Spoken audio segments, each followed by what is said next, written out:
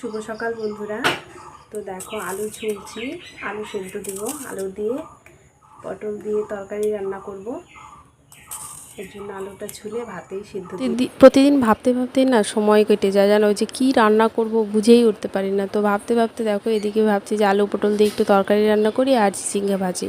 আর এদিকে দেখো কালকের বাসি রুটি ছিল, সেটাকে একটু গরম করে নিয়ে আলু দিয়ে আর বটবটি দিয়ে ভেজেছি, ওটা দিয়ে এখন খাচ্ছি। আর রান্না করতে করতে সকাল এখন 9:30 নাগাদ বাজে, খিদাও পেয়ে গেছিলো খুব। তো খেয়ে নিচ্ছি আর তারপরে রান্না করছি আর কি। চিচিঙ্গা ভাজাটাও হয়ে গেছে আর আলু পটল দিয়ে বেশ একটু মশলা দিয়ে কষা কষা করে রান্না করবো আর কি। বাইরের দিকে তো দেখো স্নান দান করে নিয়েছি, একদম সমস্ত কাজ বাজ শেষ, কিন্তু খাওয়া দাওয়াটাই হয়নি শুধু।